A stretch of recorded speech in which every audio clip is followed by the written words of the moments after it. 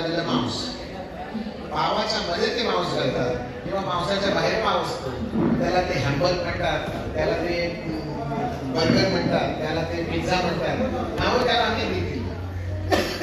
मूळ पदार्थ दोनच, मैदा आणि मांस. आता मैदा आणि मांस सतत खाल्ल्यामुळे कॉन्स्टिपेशन होतं. ते कॉन्स्टिपेशन कमी होण्यासाठी पाला खायला सांगितलं जातं, कारण रेषेदार पदार्थ फायब्रस डाएट जर आपण घेतलं तरच संडास साफ होतो असं सांगितलं जातं. त्यामुळे आपल्याकडे फायब्रस डाएट घेण्याची तशी गरजच नाही. आपण कडधान्य खाणारी माणसं आहोत. आज मुद्दाम बीन्सची जी भाजी होती सगळी, त्याच्यामध्ये पावटे होते, राजमा होता, छोटे बीन्स होते, मटार होते, याच्यावर जे कव्हर आहे ते कव्हर फायब्रस असतं, त्यामुळे आपोआप पोट साफ व्हायला मदत होत असते.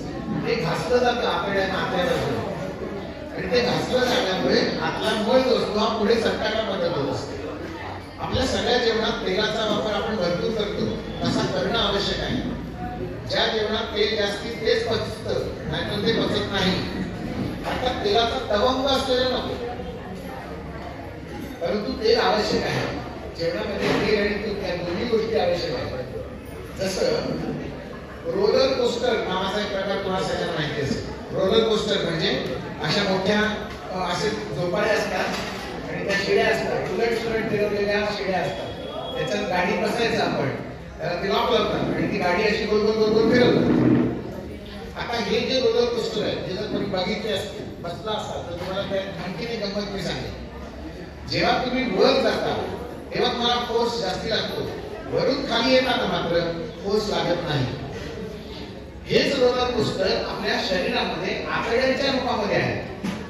पोटामध्ये जी आतडी आहे ती अशी रोलर कोस्टर प्रमाणे फिरवलेली आहे, उलट सुलट थ्री डायमेन्शनल इफेक्ट मध्ये आहे. तुम्ही आता चित्र बघितलं असेल 5वी 6वी 7वीच्या पुस्तकात, असे ट्रान्सवर्स कॉलम दाखवला जातो आणि आतडी अशी दाखवली जाते. हे 2D इफेक्ट असलेलं चित्र आहे. 3D इफेक्ट असेल ना ते आठवा, हे रोलर कोस्टर आहे. तो असा पण असतो, तो असा पण असतो, तो असा पण फिरतो. आता त्या रोलर कोस्टरचा जो बेसचा भाग जो आहे, लूप्स जे आहे, असा जो लूप येणार आहे, त्या लूप मध्ये जेव्हा आपण खाली येतं, त्या अन्नाला पुढे ढकलण्यासाठी, त्या वरच्या लूप मध्ये पोहोचवण्यासाठी जो फोर्स आवश्यक आहे त्याला वात म्हणतात. आणि हा वात जर तुमचा कमी पडत असेल, त्याला जोर लावल्याशिवाय एखादं विमान उड्डाण करायचं असेल, त्याला मागणं सायलेन्सर मधून दूर बाहेर आल्याशिवाय ती गाडी पुढे ढकलली जाते. न्यूटनचा दुसरा नियम काम करतो. त्यामुळे जो फोर्स अप्लाय होतो, मागे फोर्स अप्लाय झाल्यामुळे त्या वाहनाला पुढची गती मिळते. त्यामुळे या पदार्थांमध्ये फर्मेंटेशन हे सतत सुरू राहतं. त्याच्यात जो गॅस तयार होतो, हा गॅस तयार होणं हे चांगलं लक्षण आहे. पुन्हा एकदा सांगतो, गॅस तयार झाल्याशिवाय त्या रोलर कोस्टरवर तो घास पुढे ढकलला जाणार नाहीये. म्हणून गॅस फॉर्मेशन ही अत्यंत आवश्यक गोष्ट आहे. आता तो केव्हाही कुठेही कुठूनही सुटतो, इथे प्रॉब्लेम नाही. त्या सुटू नये यासाठी काय करायचं, तर पाण्यावर बंधन ठेवायचं आणि ती गरज तेलाने भागवायची. तेल जेवढं तुम्ही वापरणार तेवढं लुब्रिकेशन पण होईल आणि फर्मेंटेशन थांबेल. पाणी हे फर्मेंटेशन वाढवतं, पाणी हे वाताला वाढवतं. ज्या पदार्थात पाणी जास्ती आहे ते सगळे पदार्थ फुकट जातात, ते आंबतात, ते नाचतात. आंबोळीचं पीठ आहे, सुकं पीठ आहे, तांदळाचं पीठ आणि उडदाचं पीठ, ते सगळं तुम्ही एकत्र करून डब्यात ठेवलेलं असेल, 2-2 महिने ते पीठ तसंच्या तसं राहतं. पण हे पीठ तुम्ही पातेल्यात काढलं आणि हाताने ढवळलं, दुसऱ्या दिवशी त्या पिठाचं रूपांतर असं आंबवलेल्या गरगरीत पेचामध्ये होतं. म्हणजे पीठ चिकटपणा निर्माण केला. कोणी निर्माण केला पिठात चिकटपणा? पाण्याने निर्माण केला. पिठामध्ये गॅस फॉर्मेशन झालं. कोणी निर्माण केलं? पाण्याने निर्माण केलं. पिठाला आंबटपणा निर्माण केला. कोणी निर्माण केला? पाण्याने निर्माण केला. स्ट्रक्चर सगळं बदलून गेलं. ते पीठ चिकटायला सुरुवात झाली. कोणी चिकटवलं? पाण्याने चिकटवलं. त्यामुळे इथे पाणी आहे, हे पाणी तुम्हाला अन्न पदार्थाला सुद्धा बाळाला चिकटवायला मदत करत असतं आपण. आणि हा चिकटपणा जो आहे हा काढण्यासाठी तेलाचा वापर केला जातो. तुम्ही समजा कणिक मळलेली आहे, हाताला कणिक लागलेली आहे, गडबडलेला हात आहे, कणकेने गडबडलेला हात आहे, तुम्ही असं परातीला घासून घासून रक्त येईल पण ती कणिक काही सुटत नाही. त्याला जर तेलाचं एक बोट लावलं तर तो सगळा चिकटपणा निघून जातो. म्हणजे जिथे चिकटपणा आहे तिथे तेल वापरावं, म्हणजे चिकटपणा सहज निघून जातो. फणसाचा बी हाताला चिकटला, फणसाचा बी हाताला चिकटला तर तो चिकटपणा काढण्यासाठी आपल्याला पुन्हा तेलच लावावं लागतं. हे तेल जे आहे हे अत्यंत औषधी आहे. मळ आतमध्ये चिकटू नये, चिकटपणा आतमध्ये तयार होऊ नये यासाठी हे तेल आपल्याला लागून राहिलं पाहिजे. आणि म्हणून जेवताना फोडणी घालणं हा जो आपल्याकडे प्रकार आहे हा भारतीय प्रकार आहे. फोडणी फक्त भारतामध्येच घातली जाते, अन्य कोणत्याही देशात फोडणी हा प्रकार नाही. आपल्याकडे चहाला सोडून बाकी सगळ्या पदार्थांना फोडणी देतात. सगळ्यांना कचडी केली तरी फोडणी, लोणचं असतं त्याला फोडणी, आमटीला फोडणी, ताकाला फोडणी, दह्याला फोडणी, पराठ्यांच्या पिठाला फोडणी, बटाटे वड्याला फोडणी. फोडणी शिवाय आपल्याकडे पदार्थ नाही. आणि काही पदार्थ हे फोडणीमध्ये अत्यंत महत्वाचं काम करतात. त्याच्यामध्ये मोहरी आहे. मोहरी ही कच्ची कधीच खायची नाही, हळद कच्ची कधीच खायची नाही, कढीपत्ता कच्चा कधीच खायचा नाही. त्यामुळे चिवड्यातला कढीपत्ता सुद्धा आम्ही तळून तडतडावून घेतो, कुरकुरीत करून घेतो. मोहरी कच्ची कधीच खायची नाही, ती तडतडल्याशिवाय वापरायची नाही. हळद जेवणात हळद वापरायची जरूर, पण ती फोडणीत वापरायची. आज आपल्याकडे हळदीचं दूध घेतलं जातं, हा अत्यंत चुकीचा प्रकार आहे. हळद घातलेलं दूध आयुर्वेदात कुठेही वर्णन नाही. गोल्डन मिल्क या नावाने आज रशियन प्रकार म्हणून टर्मरिक लाटे या नावाने करवंटीमध्ये 250 रुपयाला करवंटीवर दूध दिलं जातं. टर्मरिक लाटे या नावाने ते बाजारात विकत मिळतं. काही नाही आहे, हळद घातलेलं दूध करवंटी देतात, ते फक्त पॉलिश केलेल्या करवंटी. आणि ते औषध आहे असं सांगतात. हा रशियन प्रकार आहे, हा आयुर्वेदाचा प्रकार नाही. मगाशी मी तुम्हाला उष्ण आणि थंड असे दोन पदार्थ सांगितले. त्याच्यामध्ये हळद ही स्वभावाने उष्ण आहे आणि दूध हे स्वभावाने थंड आहे. थंड आणि उष्ण असे एकत्र पदार्थ जर केले तर ते विरुद्धांत तयार होतं आणि ते नासतं. त्यामुळे हळदीत दूध घालून तुम्ही अर्ध्या तासानंतर बघत जा, त्याचं सगळं स्ट्रक्चर बदलत जातं, चिकटपणा येणार आणि तासाभरात ते दूध नासलेलं असतं. त्यामुळे अशी हळद जर दूध नासलं नाही तर हळद बोगस आहे असं हळद बोगस आहे. ओरिजिनल हळद आम्हाला ओरिजिनल पदार्थ सुद्धा माहिती देतो. ज्यांना हॉस्टेलचं जेवण जेवायची सवय आहे त्याला घरचं जेवण पचत नाही. ते ताक सर्दी होते, नंतर घरच्या ताकाने सर्दी होते, कारण ते पातळ ताक प्यायची सवय असते आणि घरचं जाड ताक पचत नाही. असं आपण जे काही खातो पितो त्याची आपल्याला सवय आहे. आणि मी सांगतो सवय करून खा. मी एकदा माझ्या मुलाला प्रश्न विचारला, पिझ्झा जेव्हा आमच्या घरात पहिल्यांदा आणला गेला तेव्हा मी विचारलं काय चव लागते याला. माझ्या मुलाने मला असं सांगितलं, बाबा आपल्याला चव त्यात निर्माण करायची असते. आम्हाला म्हणजे चव त्याच्यात निर्माण करायची. पाण्याला कुठे चव असते, पण तुम्ही ज्याच्यात पाणी मिसळता ती चव पाणी घेतं. तसे म्हणाले काही पदार्थ आहेत त्याला तुम्ही चव निर्माण करायची आणि खायचं. हे चांगलं आहे असं म्हणत म्हणत खाल्लं की मला चव निर्माण होते त्याच्यात. हा नवीन चव माझ्या मुलाने मला सांगितला. तेव्हापासून पिझ्झा मी पण खातो त्याच्या टॉपिंग. तर त्याच्यावर ऍक्च्युली ऑरिगॅनो नावाची पावडर घालतात. ऑरिगॅनो नावाची पावडर असते. ती पावडर आमच्याकडच्या ओव्याच्या पानांचा चुरा आहे. ओव्याची पानं जी आमच्याकडे खाली पडलेली असतात ती जर अशी चुरगळली तर ती ऑरिगॅनो. किंवा खाणेरी नावाची आपल्याकडे वनस्पती आहे, भरपूर वनस्पती आहे खाणेरी. त्या पानांना सुद्धा घालण्यात नावासाठी बोकडं सुद्धा खात नाहीत पानं. ती पानं जर चुरगळली तर ती ऑरिगॅनोसाठी लागतात. जर दाखवली तर हे पण मी बघितलं. ह्या पाश्चात्य देशांमध्ये मसाल्याचे पदार्थच नाहीत. रोज जे दिसतंय झाड त्याच्यातला वास बघितला ते फ्लेवरवर घेणारी माणसं त्यांना आता मसाले समजायला लागले. आम्ही मसाल्याच्या पदार्थात राहणारी माणसं आहोत. मसाला हा भारत जगाला निर्यात करणारा देश, एक नंबरचा देश आहे. मसाले निर्यातीत आपण एक नंबरला आहोत. वेलची आहे, जायफळ आहे, दालचिनी आहे, धने आहे, तिखी आहे, हे सगळे पदार्थ, लवंग आहे, वेलची आहे, बडीशेप आहे, खसखस आहे, धने आहे, हे सगळे प्रकार आपण बाकीच्या देशांना इंट्रोड्यूस केलेले आहे. त्यांना आता हळद कळते, त्यांना आता जायफळ कळतंय आणि ते जायफळ श्रीखंड दुधामध्ये नाही वापरत, ते बिस्किटांना फ्लेवर करून सांगतायत जायफळाचा वास. लक्षात येते जिरं हे त्यांना माहित नाही अजून, कांदा लसूण त्यांना माहित नाही अजून, मिरची त्यांना माहितीच नाहीये. त्यांच्याकडे स्पायसी म्हणजे ते काय वेगळं मिरी आता त्यांना समजायला लागली. 20 वर्षामध्ये त्याला मिरी समजली आणि मग त्या मिरीची पावडर क्रश करून सॅलॅडवर घेण्यासाठी आता ते बदामचं तेल घालतात. म्हणून आम्ही बदामचं तेल घालत.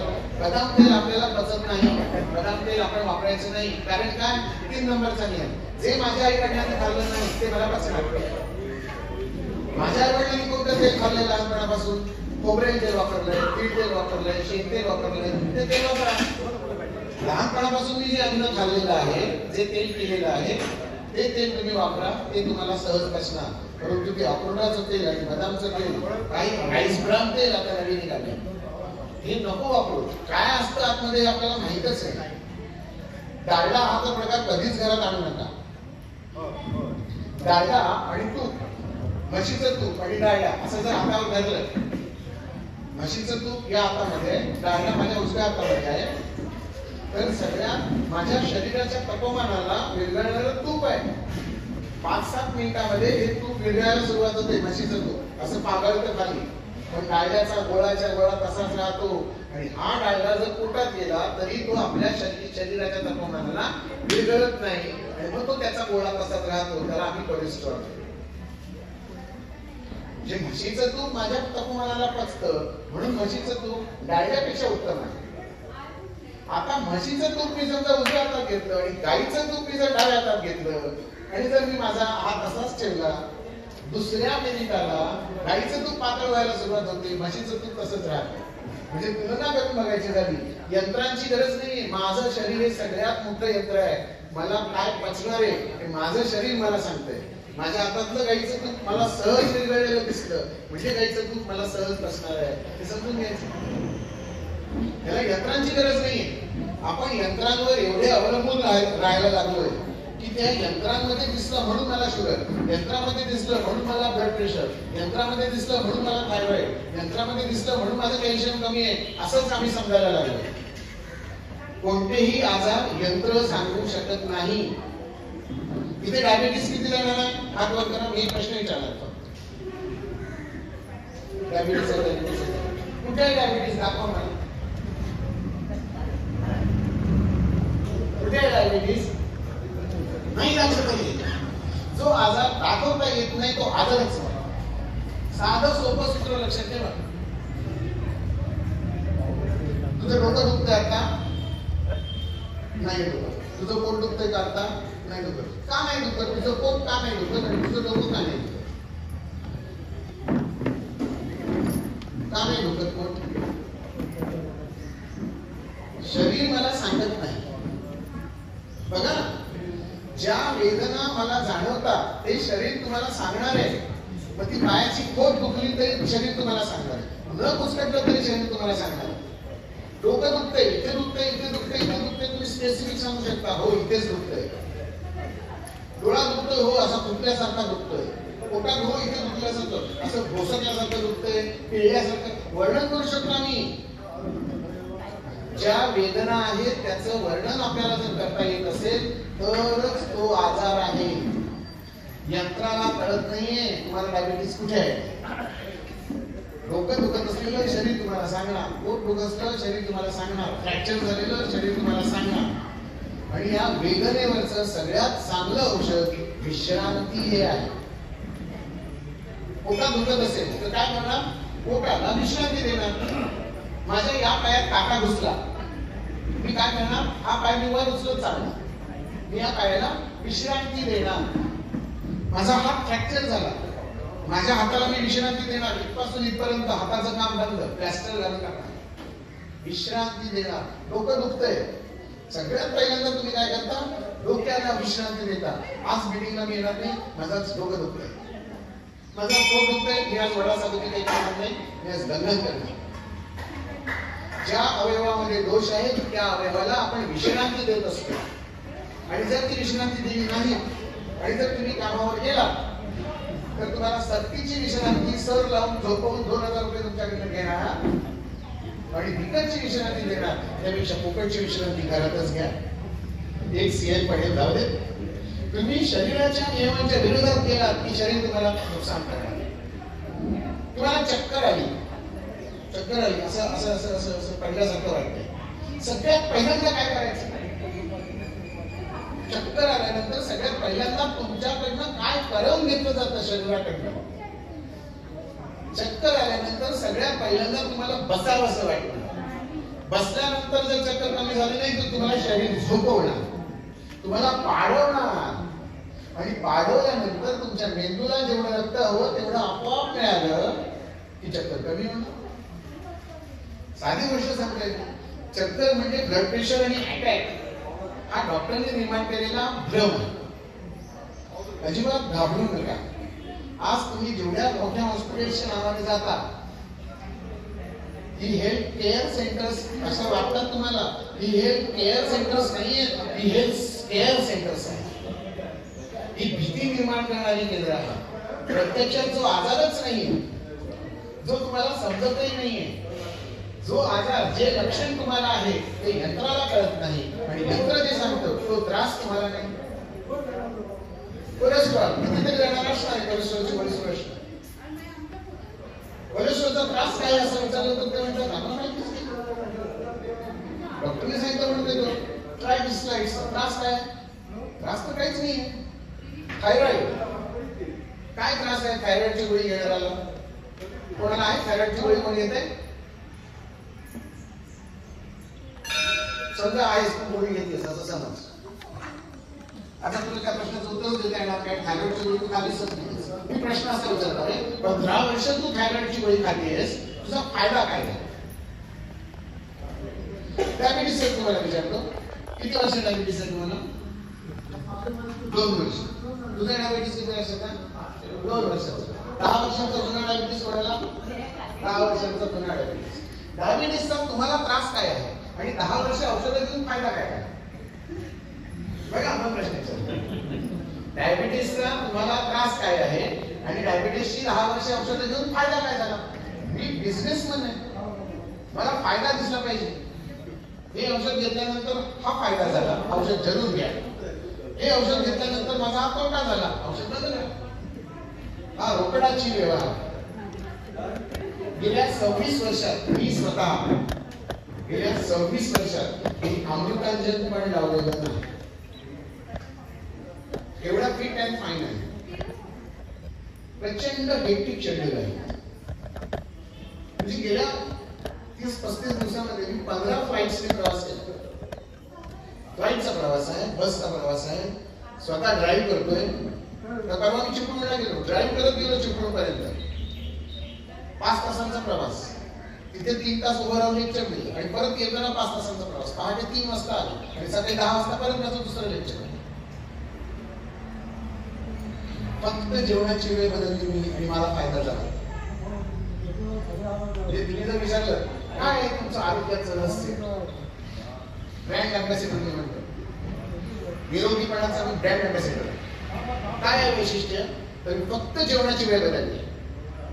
मी सगळं खातो, मी बरंच सांगतो मी तुम्हाला, मी सगळं खातोय. मी भजी खातो, मी वडा खातो, मी तिखट खातो, मी तेलकट खातो, मी अगदी तळलेलं सुद्धा खातो. ज्या वेळेला जे मला खावंसं वाटतं ते मी खातो. जेव्हा इच्छा नसते तेव्हा खाऊ नका, तुमचं मन प्रसन्न नाहीये. तुम्ही ठरवलेलं आहे ते खाल्ल्याशिवाय सोडू नका. जे ठरवलंय ते खाल्ल्याशिवाय सोडू नका. कारण तसंच आहे, कारण तुम्ही संकल्प केलेला आहे. आज मला गुळगुळीत मिळणार, आज मला खिचडी मिळणार आणि ती भजी मिळणार. संकल्प केलेला आहे. माझ्या मेंदूला माहिती आहे की गुळगुळीत मी गेल्या वर्षी खाल्लेली होती आणि ती पचवायला मला काय काय एन्झाईम्स लागले होते. ती सगळी एन्झाईम्स तुमच्या शरीराने आज सकाळी तुमच्या पोटात सिक्रीट करून ठेवलेली होती. आणि जर तुम्ही गुळगुळीत खाल्ली नाही तर ते एन्झाईम पचवणार कोणाला? मग ऍसिडिटी वाढते. तुमचा संकल्प असेल की आज मी बटाटे वडा खाणार तर तो वडा खा. तुम्ही आज संकल्प केला भजी खाणार, ती भजी खा. त्याच्यातून तुम्हाला आनंद पण मिळणार. आता भजी म्हणजे अख्खी एक प्लेट भजी एकट्यानेच खायची असा काही नियम नाही. तुम्ही एक प्लेट भजी घ्या, तुम्ही 2 खा, बाकीची 4 जणांना वाटून द्या. असं म्हणू नये की सगळी भजी तुम्ही संपवली पाहिजे एकट्यानेच. शेअर इट, दान करा. ज्यांच्याकडे साखर भरलेली आहे त्यांनी गोडवा दान करा. गुणवंतन करता येतो, बोलून देता येतं ना. तिळगुळ घ्या गोड बोला असं आपण म्हणतो. गोड बोलणारीच माणसं, गोड भरपूर द्या, आधी खायचं आणि मग द्यायचं.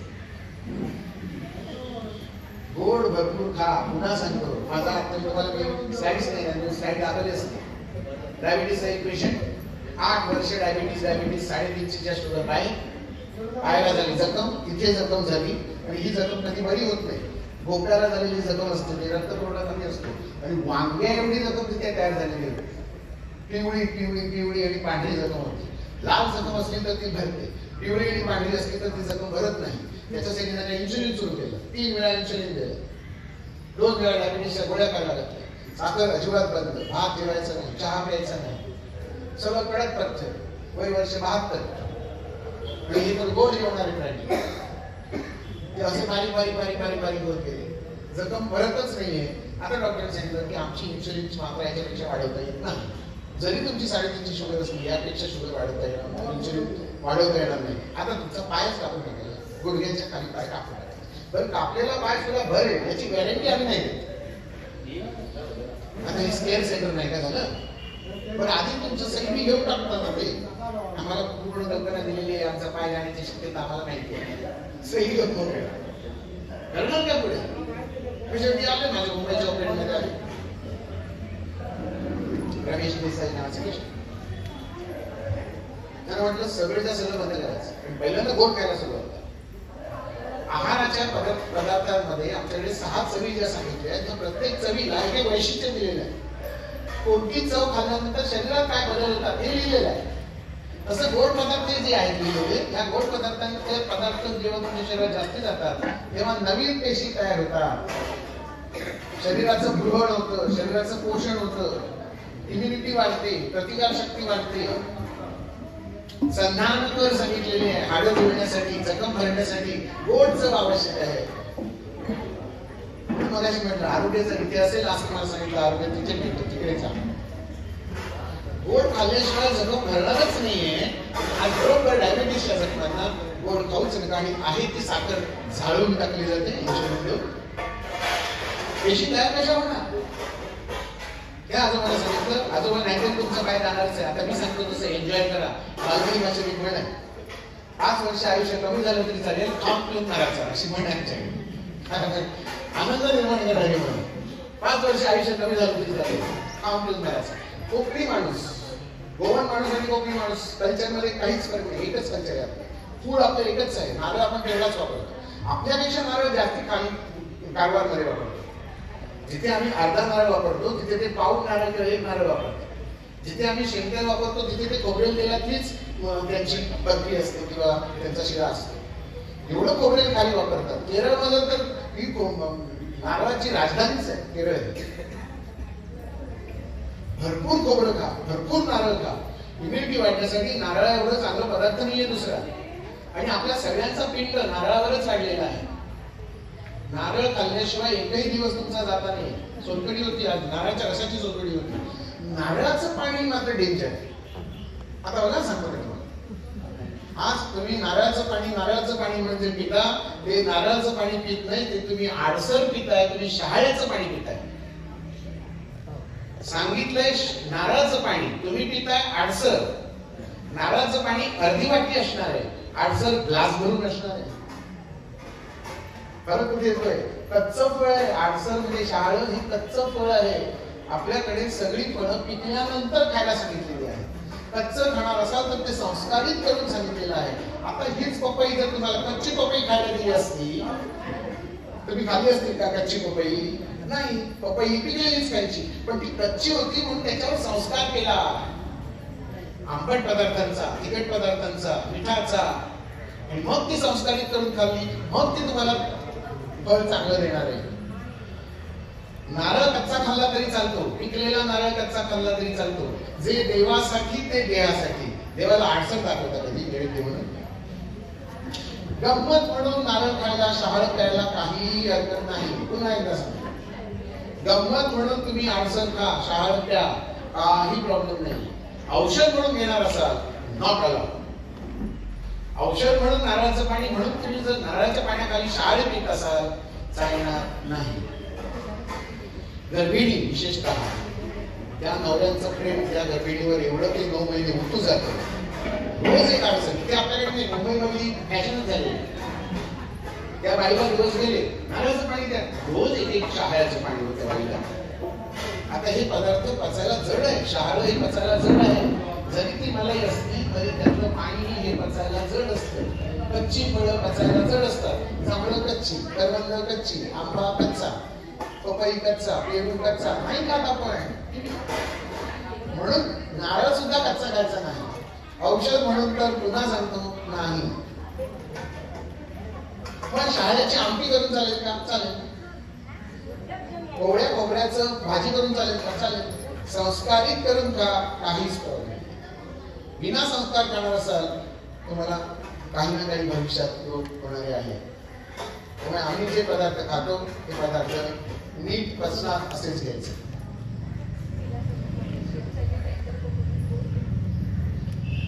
पोटॅशियम नारळाच्या पाण्यात आहे, फिल्टर करून नाही. नारळाचं पाणी एवढंच घे, तू करून बघ. 15 दिवस टेंडर कोकोनट वॉटर पी, पोटॅशियम लेवल चेक करून ठेव. 15 दिवसानंतर तुझी पोटॅशियम लेवल चेक कर.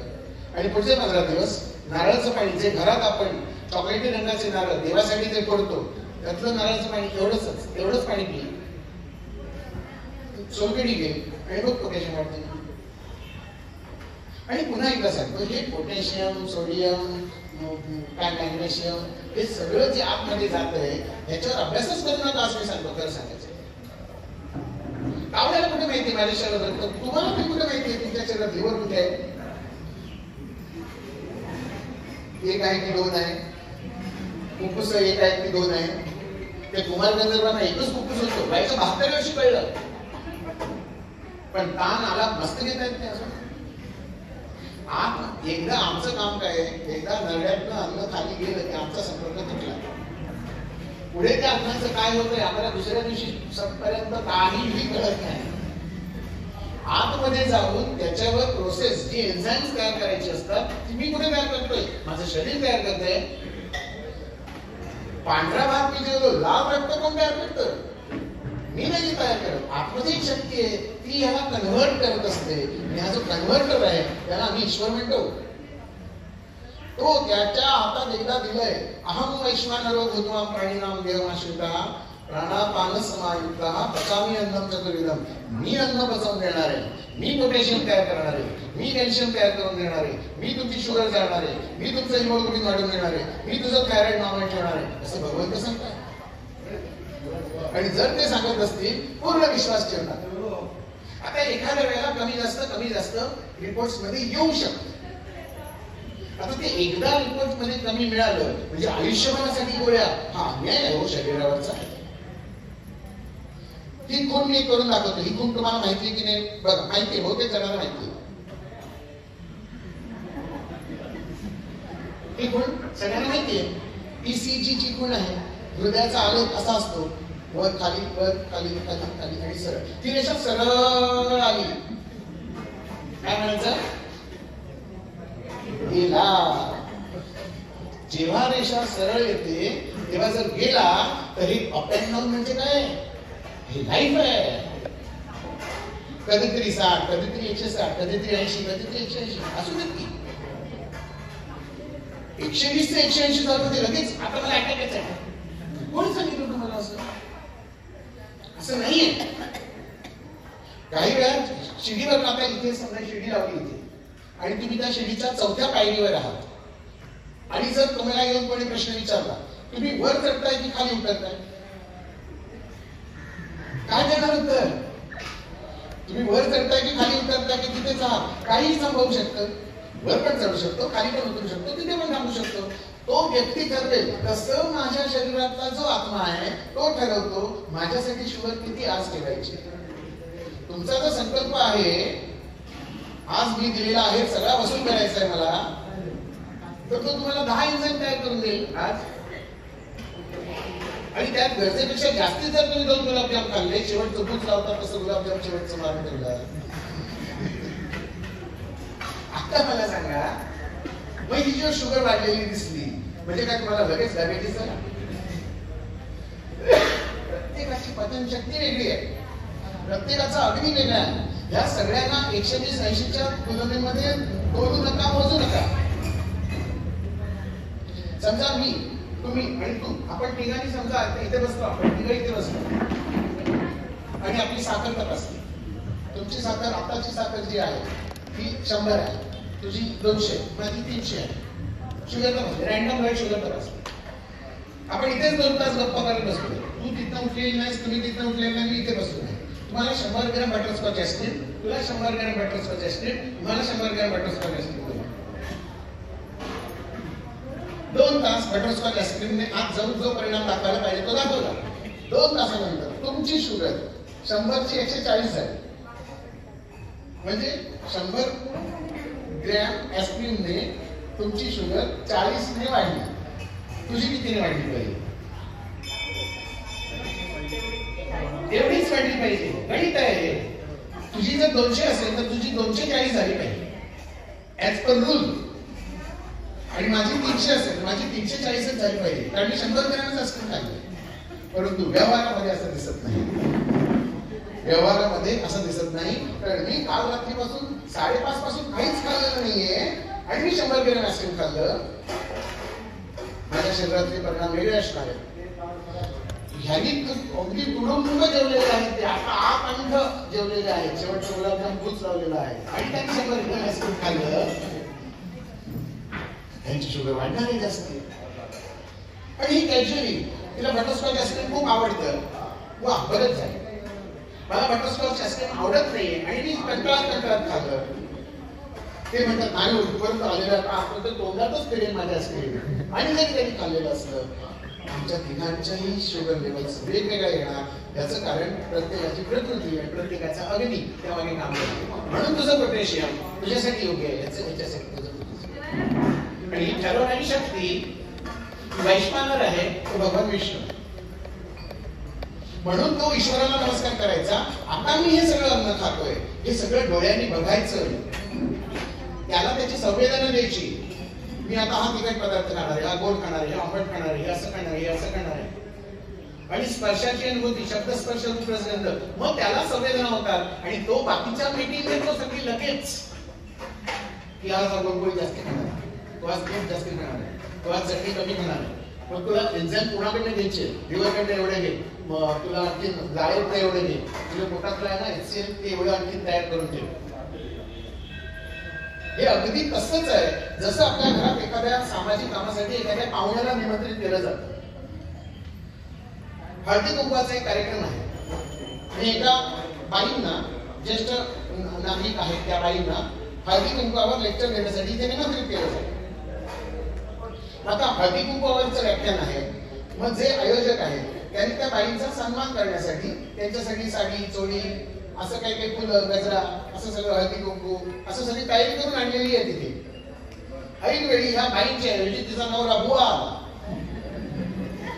सांगा, आता हा बुवा येऊन जर हळदी कुंकवावर लेक्चर देऊ शकतो ना, मी सुद्धा उत्तम देऊ शकतो. पण ती जी तयारी आहे त्या तयारीचा माझ्यासाठी काही उपयोग नाही. तुमचा संकल्प जसा असेल तशी तुमची पोटात तयारी केलेली असते. ती तयारी जर सगळी फुकट गेली तर तुम्हाला जसं दुःख होतं तसंच त्याला सुद्धा दुःख होतं. मी एवढे कष्ट घेतले, तू एवढं सगळं खाणार होतास आणि आता तसाच उपाशी कुठे आलास. हो, मला जर लाज वाटली सगळ्यांच्या समोर आणखी 2 बोलब्या खाय. मी ठरवलेलं होतं वेगळं आणि प्रत्यक्षात झालं वेगळं. इथे रोगाला सुरुवात. म्हणून मनापासून खाल्लं, संकल्प करून खाल्लं तर ते सगळं पचतं, काही नुकसान होत नाही.